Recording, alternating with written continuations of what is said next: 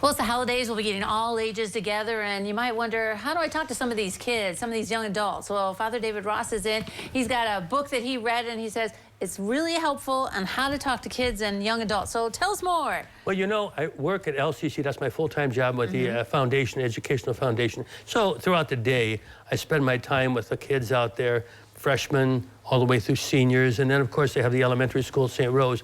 But I found this book absolutely fascinating in terms of the manner in which we relate not only the kids, but the young adults. And some of the things that the author, David Yeager, brings up are applicable also to any adult, for that matter. So the thing that he talks about is the fact that those kids who are between 10 and 25 have the same hormonal issues, but those kids between 10 and 25 want two things in particular. They want status and they want respect. So you'll see a lot of times people talking about the fact that they feel disrespected. And so he did some studies on a lot of folks around the country. He's a developmental psychologist. And he said there are three things that we oftentimes do as adults. We relate to kids either as the enforcer, which is sort of like a Marine drill sergeant, right, where the enforcer, do as I say, not as I do. And we scream at them and say, what's the matter with you? When are you going to grow up? Blah, blah, blah, blah. He says that has absolutely no effect whatsoever on kids in helping them actually grow. The second variety of person is the protector. So the kid comes to us and says, you know, Dad, I don't have my homework done, you know. Can I stay home tomorrow and get, you know, can you give me an excuse? And Dad says yes because he wants to protect the kid. It does absolutely no good for the kid.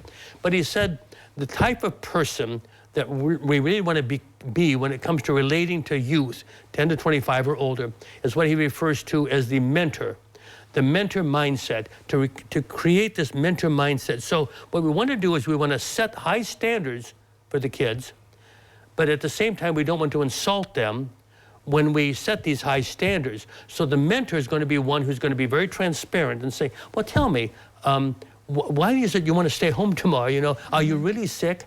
And also use some sort of sense of belonging for the kids. You know, we really have high standards for you. We really know what you can do. And when we set those high standards for the kids without insulting them, respecting their status, what happens is they respond.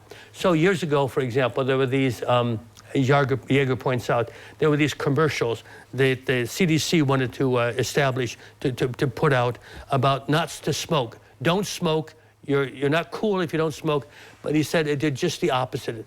Kids started smoking. Oh, really? He said, so what they did is they brought the kids into the conversation by saying, you know, this is what tobacco companies are doing. They want you to smoke. And they're using some sort of reverse psychology, in his estimation, reverse psychology to get you to do this. But we can step up and we can be part of the nationwide cultural change wherein people say, you know, it's really not beneficial for our health.